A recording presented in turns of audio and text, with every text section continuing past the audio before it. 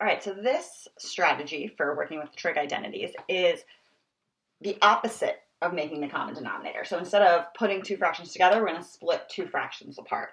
Before we get started with the trig, I just want to review an idea from adding fractions. So say you have two fractions, x over 4 plus y over 4.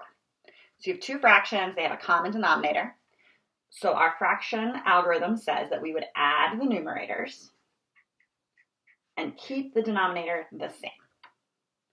Okay, so that's our strategy for adding fractions.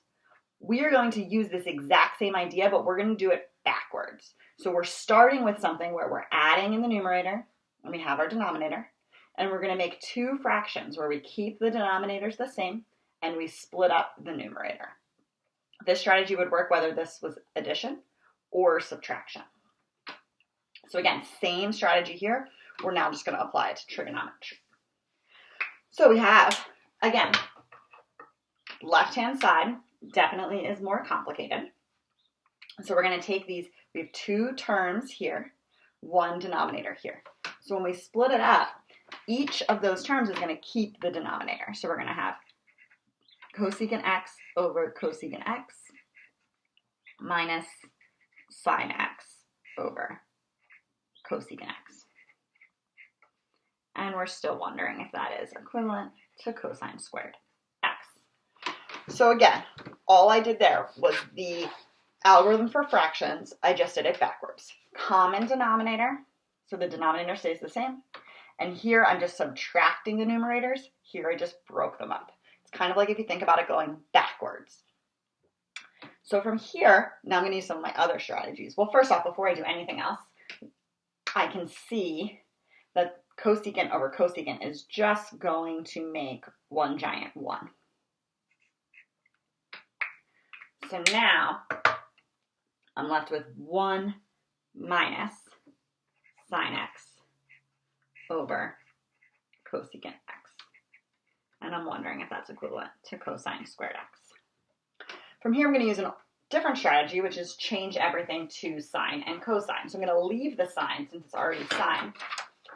I'm going to take cosecant, and I'm going to substitute it with 1 over sine, since cosecant is equivalent to 1 over sine. So now I have 1 minus sine x, and all I'm doing is replacing cosecant with 1 over sine x. Still wondering if that's equivalent to cosine squared x. All right, from here, this is kind of crazy looking, right? But all I'm doing is dividing two fractions. So I have my numerator, which is sine. I have my denominator, which is 1 over sine. When I divide fractions, I multiply by the reciprocal. So I take my numerator, sine x, and put it over 1, so I remember, make it a fraction. Then I multiply by the reciprocal. The reciprocal of 1 over sine x is sine x over 1. So all I did from here to here was use the algorithm for dividing fractions. So dividing fractions, multiply by the reciprocal. The 1 hasn't gone anywhere, so I'm just keeping it there. Now simplify. 1 minus sine x times sine x. Sine x times sine x is sine squared x. I don't need to put them over 1 since it's just a whole. So I have 1 minus sine squared x on the left-hand side. Now I'll head back to my identity sheet. 1 minus sine squared x comes from the fundamental Pythagorean identity. 1 minus sine squared x is cosine squared x.